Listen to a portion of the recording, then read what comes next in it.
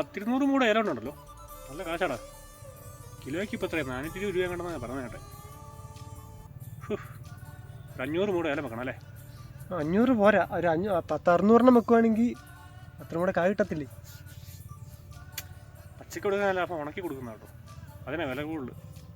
ഉണക്കെങ്കിൽ ഉണങ്ങി കൊടുക്കാം. വേനൽക്കാലമൊക്കെ ഞാൻ ഷെയ്ഡ് കുറവാണ്, ഗ്രീനെറ്റ് മേടിച്ചിട്ട് വയ്ക്കും നല്ലത്. അതിലും നല്ലത് ഒരു പടുതാക്കുളം കുത്തിയിടുവാണെങ്കിൽ വെള്ളം ശേഖരിച്ച് നമുക്ക് ഒഴിക്കുകയും ചെയ്യാം. വെള്ളത്തിൽ ഇപ്പം നമുക്ക് എന്തെങ്കിലും ചെയ്യാൻ കുടിക്കും. എടാ, ഈ ഏലത്തിന് പച്ചപ്പ് കിട്ടണമെങ്കിൽ എന്നാ ചെയ്യണം? അതിന് നല്ല സമയത്ത് നല്ല വളവും സമയത്ത് നല്ല മരുന്ന് കടിച്ചു കൊടുത്തു കഴിഞ്ഞാൽ അതുപോലെ നല്ല വെള്ളവും വേണം.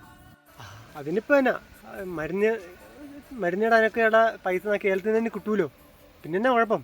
എന്നാൽ ആദ്യമേ നമുക്ക് ഫണ്ട് ഇറക്കണമല്ലോ, നല്ല വളവും മരുന്നൊക്കെ അടിച്ചു കൊടുത്താലേ ഏലം പിടിച്ചു പോകുള്ളൂ. അതിപ്പോൾ അവർ വേണം, എന്നെ വേണം ചെയ്യട്ടെ. അല്ലേലും ഈ ഏലം എന്ന് പറഞ്ഞ പരിപാടി ഭയങ്കര കഷ്ടപ്പാടാണ്.